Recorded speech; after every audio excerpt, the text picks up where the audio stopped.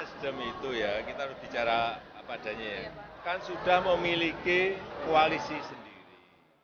Dan ini gabungan partai yang kemarin kumpul, itu kan juga ingin membangun kerjasama politik yang lain.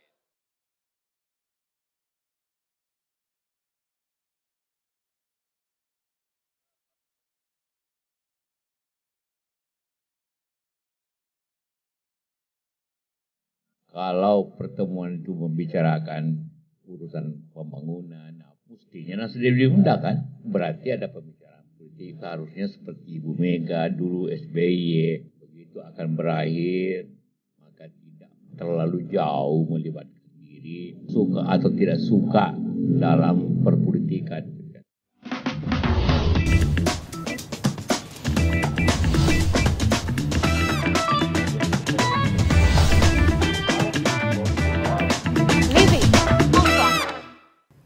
Ketemu lagi di Livi on Point. Presiden Joko Widodo dikritik. Setidaknya ada 2 orang yang mengkritik langsung Presiden Joko Widodo, mulai dari mantan Wakil Presiden Yusuf Kala sampai Wasekjen Partai Demokrat Jansen Sittindaun. Alasannya karena Presiden Jokowi dinilai terlalu mengintervensi pesta demokrasi yang akan digelar 2024 mendatang. Ini terjadi karena kemarin sekitar tanggal 2 Mei itu Presiden Jokowi mengumpulkan 6 ketua umum parpol di istana tanpa Partai Nasdem. Kira-kira ada nggak sih yang disalahi oleh Presiden Jokowi dengan mengumpulkan 6 ketua umum parpol di istana? Atau memang justru ini hal yang sebetulnya wajar-wajar aja dilakukan seorang presiden jelang pilpres begitu. Kita akan berbincang dengan pengamat politik dari UIN Syarif Hidayatullah, Adi Prayitno. Hai Mas Adi, selamat datang di Livi on Point. Hai Livi, ya ini menarik nih kayaknya caranya. Jadi gimana nih kalau kita lihat Presiden Jokowi dikritik karena dianggap mengintervensi pesta demokrasi. Betul nggak sih mengintervensi? Ini kritik ke Jokowi itu karena ada pertemuan 6 partai politik di istana tanpa melibatkan Nasdem. Pertanyaannya adalah kalau Nasdem dilibatkan, ada nggak kritik ini? Oke. Kan itu pertanyaan mendasar. Ini semacam resultante publik karena Nasdem tidak dilibatkan dalam konteks ini. Karena Nasdem itu dianggap sebagai partai politik sejak 2014 yang istiqomah gitu ya, tegak lurus dengan Pak Jokowi hingga 2024 nanti. Sekalipun harusnya mereka itu harus berpisah jalan lah ya. Yang kedua yang menjadi pertanyaan, kalau Jokowi mengumpulkan 6 partai politik tidak di istana, apakah akan muncul kritik itu dari Pak JK, dari Jansen, ataupun dari politisi-politisi Nasdem? Toh Jokowi juga sering bicara dan mengendorse begitu banyak nama-nama orang yang dinilai punya potensi untuk maju di 2024. Di depan Projo iya, di depan relawannya di Senayan juga iya. Orang nggak ribut tuh. Sebentar ngomong Ganjar, sebentar ngomong Prabowo, tapi nggak ada yang ribut. Ini karena istananya kah yang jadi tempat kumpul? Nah, yang menjadi pertanyaan seringkali publik itu kritis satu, karena tidak melibatkan Nasdem dan dilakukan di istana. Kan itu saja Livi. Jadi banyak teman-teman kelompok kritis di luar pemerintah itu seringkali pilih-pilih isu dan pilih-pilih topik mana yang kritis dan mana yang tidak. Kalau mau mengkritik Jokowi mestinya sejak awal dong. Ketika hadir dalam Projo beberapa waktu yang lalu, ketika bilang mungkin calon yang akan kita usung hadir di sini, sejak saat itulah harus bereaksi. Karena itu udah jelas kelihatan mention seseorang ya. Betul, orang menyebutnya ada Ganjar Pranowo di situ. Jokowi juga misalnya di sejumlah partai politik yang dihadiri, di Perindo jelas ngomong, di Golkar jelas ngomong, bahkan di P3 juga jelas ngomong soal siapa kandidat capres yang dinilai potensial maju di 2024. Acara P3 ingat loh, nyebut AHY sebagai orang yang sangat potensial maju di 2024. Enggak ribut Jansen. Jadi jangan hanya karena misalnya Jokowi nggak menyertakan Nasdem, kemudian Jokowi dikritik dalam konteks itu. Kalau mau agak sedikit proporsional, kritiklah misalnya Jokowi tidak boleh genit dengan urusan-urusan politik elektoral. Jokowi itu adalah simbol kepala negara, dia presiden. Jadi bicara dan replika politiknya adalah politik kebangsaan, bukan pilpres, bukan pileg, bukan untuk kepentingan 2024. Kan dalam konteks itu clear mestinya. Kan kalau Pak Jokowi juga sempat menyatakan kenapa nggak mengundang Nasdem, karena kan dianggap Nasdem sudah punya koalisi sendiri, makanya nggak diajak kemarin. Itu sebenarnya alasan yang tepat nggak sih? Saya kira tepat. Masih sampai 2024. Saya kira tepat. Jadi sejak ada isu tentang wacana pembentukan koalisi besar, saya membaca dari jauh, Livi, itu adalah satu desain orkestrasi politik 2024 yang ingin dibangun oleh Jokowi tanpa Nasdem. Karena waktu kumpul di PAN, Nasdem itu memang nggak diundang. Itu jelas dan clear. Jadi dua kali paling nggak ya nggak betul, di istana itu sebagai salah satu bentuk penegasan. 2024 koalisi Jokowi adalah koalisi tanpa Nasdem. Kalau iman politiknya tetap mendukung Anies untuk maju Pilpres. Kan itu kode of conduct yang kemudian kita bisa tangkap. Tapi ingat, Jokowi sepertinya kalimat dan sayap politiknya masih bersayap. Pak Hasto ngomong, masih membuka pintu untuk berdialog dan berkomunikasi dengan Nasdem. Asal Nasdemnya mau geser, Betul. tapi Aniesnya nggak usah dibawa. Nah, itu maksudnya. Termasuk misalnya Pak Luhut ketika temuan Pak Surya Paloh. Apa iya ini hanya sebatas anjang sana dan romantis semua kawan lama? Enggak mungkin lah ya. Pak Luhut tentu adalah bagian dari orkestrasi, dari kepentingan politik pemerintah. Siapa tahu di situ ada negosiasi politik yang memungkinkan Nasdem membatalkan keinginannya untuk memajukan Anies. Kan begitu. Tapi ada nggak sih aroma-aroma ke sana untuk membatalkan Anies justru maju sebagai capres dengan menggeser posisi Nasdem? Otomatis kan dengan Demokrat dan PKS saja suaranya nggak cukup. Betul, kalau melihat kecenderungan secara umum, Jokowi ini kenapa belakangan agak sedikit aktif mengkampanyekan, mengendorse salah satu, bahkan begitu banyak nama. Karena bagi Jokowi ingin memastikan siapapun nantinya yang bertanding di 2024 adalah orang-orangnya Jokowi. Orang lupa, Jokowi itu cuma punya keinginan satu, siapapun yang jadi presiden, semua hal yang sudah dilakukan oleh Jokowi itu dilanjutkan. Infrastruktur, IKN ya? Iya, infrastruktur, IKN tidak dibusuk-busukkan. Tapi kalau Anies yang jadi presiden, ini kan horor bayangannya. Orang, bahkan Jokowi mungkin membayangkan semua hal yang sudah susah payah dibangun oleh Jokowi itu dianggap tidak ada apa-apanya. IKN dianggap gagal, kemudian infrastruktur dianggap ugal-ugalan, ini rezim hutang dan seterusnya. Jokowi nggak nyaman dalam konteks itu. Jadi kalau Pak JK misalnya nyebut bahwa Jokowi mestinya seperti Mega, Betul. seperti SBY, saya kira tidak apple to apple. Kenapa nggak apple to apple? Mega itu ketua umum partai, SBY itu ketua umum partai. Kalau Mega nggak jadi presiden, sekalipun dibusuk-busukkan, masih ada PDIP yang bisa dikendalikan dan bisa membela. Begitupun dengan SBY. Kalau tidak jadi presiden, minimal dia masih punya Demokrat ya? Punya Demokrat. Pertanyaannya, Jokowi siapa yang bisa membela mati-matian? Jadi wajar kalau kemudian secara politik ya, saya tidak bicara yang lain. Secara politik, Jokowi itu hanya ingin memastikan the next presiden 2024 adalah mereka yang terafiliasi sebagai orangnya Jokowi. Pertama, Jokowi aman, legasinya ditinggalkan, dan kemudian dilanjutkan secara sedemikian rupa maksud saya. Dan yang paling penting orang tahu ini presiden yang kemudian didesain dan dimenangkan oleh Jokowi. Gini deh, tapi kan yang bikin ramai sekarang dianggap gini, presiden terlalu cawe-cawe di Pilpres yang seharusnya fokus aja sekarang bagaimana menyelesaikan sisa masa kepemimpinan yang nggak usah sibuk ngurusin Pilpres. Komentar Anda? Ya saya kira itu imbauan bagus ya. Tapi kan pertanyaannya, tanpa ngomong presiden sekalipun kan memang Jokowi fokus ngomong negara ini. Ya. Bagaimana infrastruktur misalnya dituntaskan, IKN cari investor, bagaimana indeks demokrasi ditegakkan. Katanya pertumbuhan ekonomi naik kan 5-6%. Sekalipun tidak bisa dibanggakan, tapi minimal tumbuh dibandingkan negara-negara yang lain pasca pandemi COVID ya. Saya kira itu bagus sebenarnya supaya Jokowi fokus. Tapi banyak yang lupa juga, Livi. Misalnya? Jokowi ini adalah pejabat publik. Semua pejabat publik di negara ini adalah mereka yang berasal dari partai politik. Kita ingin menggembok supaya orang, pejabat publik seperti presiden, tidak bicara politik partisan, tidak bicara pemilu. Itu kok rasa-rasanya agak sulit. Nggak mungkin. Makanya, kalau mau jujur sebenarnya, apa yang dilakukan oleh Jokowi, merorkestrasi, mengendorse, mendukung orang, cawe-cawe dalam urusan politik, secara aturan, secara regulasi, nggak ada soal. Tidak ada yang melarang Jokowi itu bicara tentang Pilpres di istana. Tidak ada yang melarang Jokowi itu mengendorse salah satu capres, ataupun begitu banyak capres. Nggak ada aturan itu. Nggak ada konstitusi yang dilanggar. Satu-satunya yang diributkan soal akhlak dan etika. Ya, jadi dianggap lebih kayak nggak pantas aja. Nggak pantas, gitu ya? terlampau vulgar. Kan itu, pertanyaan selanjutnya adalah, siapa yang punya legitimasi untuk bicara tentang soal siapa yang paling berakhlak dan tidak berakhlak?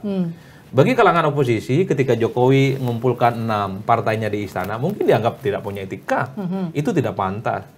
Tapi 6 partai politik lainnya menganggap itu juga bagian dari kepantasan. Jadi etika politik itu adalah sesuatu yang paling penting, tidak melanggar aturan. Jokowi tidak melanggar aturan.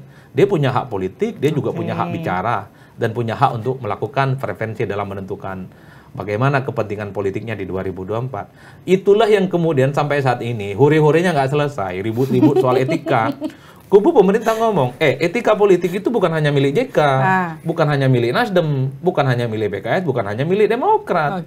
Etika politik juga dimiliki oleh Golkar, dimiliki oleh partai-partai politik yang lain, PDIP gitu, ada PAN, ada P3, ada Gerindra. Tapi kan gini, yang jadi problem tuh kalau yang saya baca ya dari medsosnya Bang Jansen itu kan dia memposting jangan sampai Pak SBY ini ikutan cawe-cawe lah di Pilpres, kurang lebih itu gitu. Jadi di kick balik sekarang sama Bang Jansen. Lo dulu nih giliran jadi oposisi bilang SBY nggak boleh cawe-cawe di Pilpres. Sekarang presiden lo nih cawe-cawe di Pilpres, lo diem aja gitu kira-kira. Kita punya nggak sih cuplikannya? Bisa diputar nggak? Ini dia. Jangan biarkan SBY bicara partai di istana. Nih kalau katanya Bang Jansen, Pak Pramono Anung, nuwun sewu, karena ada lagi berita seperti ini dulu dari jenengan, dari Anda maksudnya. Apalagi sekarang jenengan sudah sekap. Ya kan sekretaris kabinet ya sekarang ya, yang sedikit banyak ikut ngatur lalu lintas pertemuan di istana. Tolong hal yang sama sekarang sampaikan ke presiden, jangan beliau bahas politik praktis apalagi ngumpulin partai-partai di istana. Emang ya kalau kita bicara soal rekam jejak di media digital itu kan nggak ada matinya. Ini udah 10 tahun. Ya posisi itu kan sebenarnya sangat menentukan bagaimana cara bicara. Dulu ketika PDIP menjadi oposisi, kan sangat kritis dengan SBY yang menaikkan BBM. Sebaliknya nih, ketika Jokowi menaikkan BBM, ada PDIP, maka giliran Demokrat yang nyaut dan nyalak. Termasuk ini kan semacam kickback ya. Ini semacam putar ulang sejarah sebenarnya, siapa yang ada di luar dan siapa yang ada di dalam. Yang paling prinsip sebenarnya bagi saya, Jokowi itu sebenarnya dalam tanda kutip ya, agak ramai itu karena dukungan politiknya terlampau ditonjolkan, Livi. Kalaupun toh punya preferensi dan pilihan politik, jangan terlampau ditonjolkan. Kan itu saja. Emang kenapa sih sebenarnya nggak boleh? Ya kan orang menganggap ini kepala negara. Kepala negara itu banyak anak buahnya, banyak pengikutnya, jadi bisa kemudian berpengaruh. Kayak endorse gitu ya? Betul, dan ada yang merasa dirugikan. Kalau tidak ada yang merasa dirugikan, nggak mungkin akan hore-hore protes begini. Nggak akan ngomel-ngomel ya? Nggak akan ngomel-ngomel, kan itu saja. Meski saya tadi ngomong, untuk meminta Jokowi melarang tidak bicara politik 2024 itu sulit. Karena dia adalah kader partai, PDIP, partai pemenang pemilu, dan tujuannya ingin hat-trick di 2024. Nih, kita ngomong soal beberapa sikap partai politik yang ada di koalisi pemerintah yang contohnya PSI aja. Dia kan bahkan sudah mention terang-terangan, kami PSI tegak lurus dengan Jokowi. Wih, maksudku gini, gila ya partai politik sekarang tuh loyalnya benar-benar ke presiden mati-matian. Kita nggak ngeliat tuh dulu ketika misalnya koalisinya Pak SBY, kami tegak lurus dengan Pak SBY, itu nggak ada. Sekarang kami tegak lurus dengan Pak Jokowi. Bahkan bukan dari PDIP doang yang memang partainya Pak Jokowi ya, tapi juga dari partai-partai koalisi lain. Ada apa sih? Kenapa bisa gitu? Ya kalau kita membaca dari jauh, Jokowi ini begitu banyak memberi berkah secara politik ke mereka, baik secara politik elektoral. Karena dengan mengusung Jokowi, mereka itu misalnya mendapatkan insentif politik, mereka mendapatkan limpahan, tambahan ya, terutama di Pileg. Yang kedua, mereka mendapatkan pos-pos politik yang cukup strategis. PSI sekalipun tidak lolos ke Senayan kan dapat wamen, lumayan lah gitu. Pak Jokowi bagi rata ya? Bagi rata. Jokowi itu hebatnya adalah bagi saya bukan hanya politisi tapi kepala daerah yang memberikan hujan di mana-mana, merata, sehingga resistensinya nggak terlampau kuat. Makanya partai politik sampai saat ini sekalipun tidak happy dengan manuver politik Jokowi, kan nggak berani ada yang melawan Jokowi. Itu yang kemudian bikin saya agak-agak bingung, karena kita ngeliat gini, bahkan menteri-menteri yang notabene Golkar, itu kan ketum parpol ya, Pak Erlangga loh, yang kemudian dicalonkan jadi capres oleh partainya sendiri, tapi kemudian kita lihat manuvernya masih, kalau kasat mata ya, masih inline dengan Pak Jokowi begitu ya. Itu ya, gimana tuh? Gimana partai politik ini tidak mau tegak lurus dengan Jokowi ya? Ada 4 ketua umum partai yang menjadi pembantu Jokowi. Erlangga Hartarto, ketua umum Golkar. Ada kemudian ketua umum PAN, Zulkifli Hasan ya. Ada Prabowo Subianto, rivalnya 2 periode. Dulu sebelum ada kudeta di P3 kan kita tahu ketua umumnya adalah menterinya Jokowi juga, sebelum diganti oleh PLT ya, P3 Pak Mardiono. 4 partai politik dalam satu kolam koalisi. Di mana nggak mungkin kita bisa membayangkan bahwa mereka itu akan neko-neko ataupun protes ataupun resistensi. Wajar kalau mereka tegak lurus, sami'na wa ta'na, dan siap 24 jam untuk mendapatkan perintah. Ini pembantu presiden. Bagaimana Makanya sampai ceritanya? kemudian ada istilah Jokowisman. Betul. Itu yang kemudian bisa menjelaskan kenapa begitu banyak partai politik yang sampai saat ini terus loyal kepada Jokowi. Satu-satunya yang berani cuma Nasdem. Karena ketua umumnya nggak ada di situ. Cuman sekjennya Pak Joni Plate. Tapi efek dari apa yang dilakukan oleh Nasdem tadi anggap cintanya bertepuk sebelah tangan.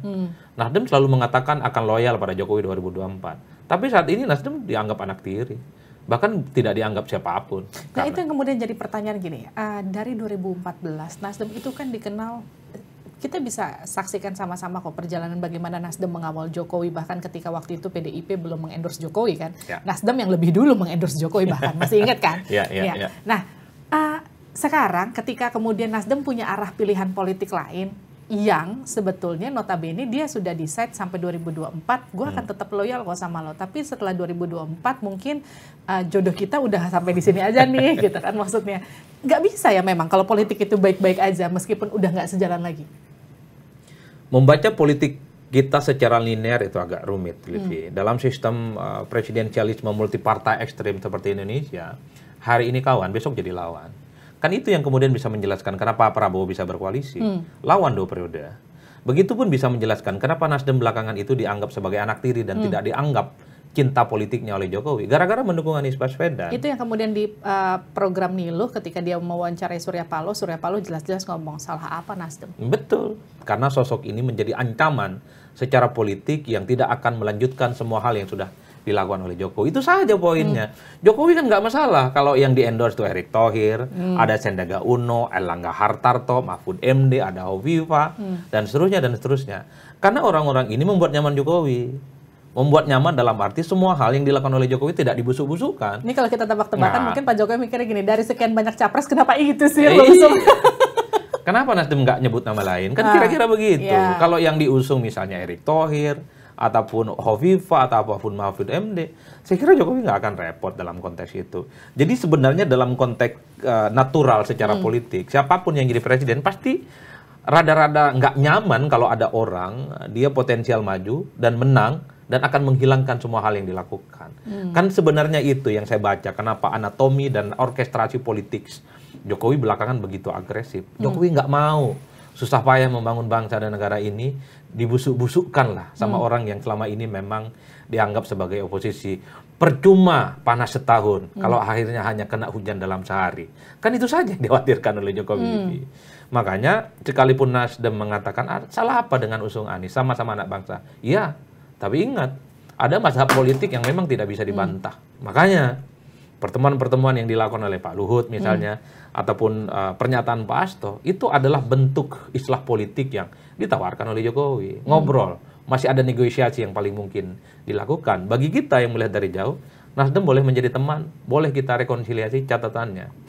Anies tak boleh maju di 2024. Lepasin Anies. Betul. Ini bukan soal Anies nggak Anies. Siapapun yang diusung Nasdem, tapi sosoknya adalah oposisi, mengancam semua hal yang dilakukan oleh Jokowi, rasa-rasanya akan juga ditolak. Saya kira halum lah dalam politik. Siapapun presidennya nanti setelah 2024, kalau suksesornya adalah mereka yang mengancam, pastinya juga akan ditolak dan akan dieliminasi, Livi. Jadi sesederhana itu saja bagi saya melihatnya. Kita baca hitung-hitungan kemungkinan ya, karena kan sekarang Pak Anies ini diusung oleh 3 partai politik, di-endorse PKS, Nasdem, Demokrat. Tapi kalau kita lihat kan juga manuver koalisi sekarang kan juga makin sengit nih. Kalau kita lihat Golkar masih PDKT ke Demokrat agak lumayan gencar ya nggak sih? Nasdem juga masih digocek kanan kiri. Jadi sebenarnya kalau kita lihat memang peta politik itu sesengit itu sekarang. Ya pastinya sengit, terutama memang ketika PDIP mengumumkan Ganjar sebagai kandidat capres ya. Karena Ganjar ini kan kartu pusaka.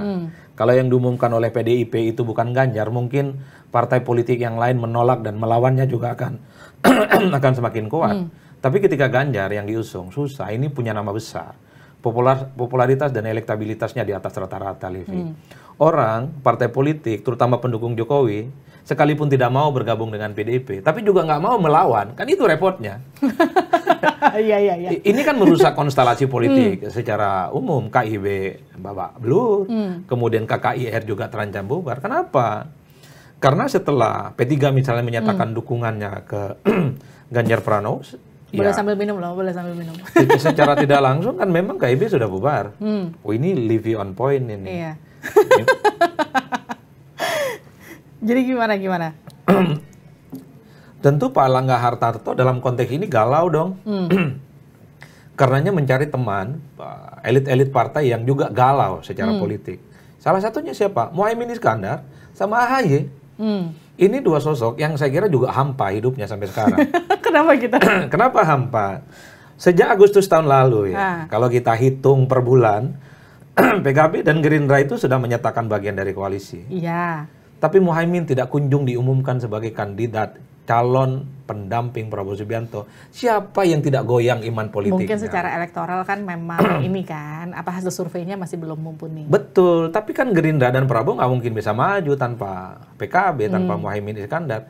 Muhaimin tentu nggak nyaman terus-menerus hanya yang dimaui itu oleh Gerindra dan Prabowo hanya PKB-nya. Tapi Jangan nggak mau mau sama suara gue Muhaimin. doang gitu ya. Begitupun dengan AHY. Siapa yang nggak gundah? Siapa yang nggak galau? Siapa yang nggak hampa hidupnya? Hampir setiap hari termasuk Bung Jansen Sitandaun itu kan muji-muji Anies. Anies sosok yang revolusioner, perubahan dan seterusnya. Tapi AHY nggak kunjung diumumkan sebagai pendamping Kenapa Anies. sih? Emang bukan AHY kah yang memang dimau oleh 3 partai koalisi itu di luar Demokrat ya? Karena memang Demokrat kan pasti yang endorse-nya AHY. Atau memang ini strategi aja, memang belum diumumin aja? Ya AHY nggak terlampau dianggap sebagai orang yang Kenapa dianggap. gitu? Ya nggak dianggap ada untungnya buat Oke. Anies yang bisa menambah elektabilitas. Kalau memang AHY dianggap mampu menangkan Anies, ya ngapain capek-capek nyebut Mahfud MD, nyebut Andika Perkasa, nyebut misalnya Bu Hovifah dan seterusnya. Jadi bagi Nasdem, bagi Anies, AHY ini tidak terlampau meyakinkan untuk bisa berdampingan dengan Anies. Padahal syarat koalisi, salah satu yang saya tangkap dan dibaca dalam koalisi perubahan itu syaratnya adalah menang. Yes, PKS aja udah jelas clear Betul, ngomong. yang Siapapun penting menang. cawapresnya, yang penting menang. Kan pertanyaan orang awam lah, nggak perlu canggih-canggih amat. Kenapa AHY nggak prioritas? Ini nggak meyakinkan orang jadi pendamping Anies. Makanya Nasdem sibuk ngomong Hovifah, karena Hovifah dianggap melengkapi secara teritori. Karena Jawa Timur ya. Jawa Timurnya dapat, suaranya. NU-nya dapat, sesuatu yang dianggap menjadi kelemahan Anies. Kan gitu. Saya di berbagai tempat ngomong ini, tapi bagi Demokrat dianggap provokatif. Kenapa gitu? Karena provokatif, ya ini sama halnya Demokrat nggak dianggap kok. Oke. Sudah total dan loyalitasnya diberikan kepada Anies sebagai kandidat capres coba. Tapi AHY nggak diumumkan sebagai kandidat calon wakil. Itu kan menyakitkan, Livi.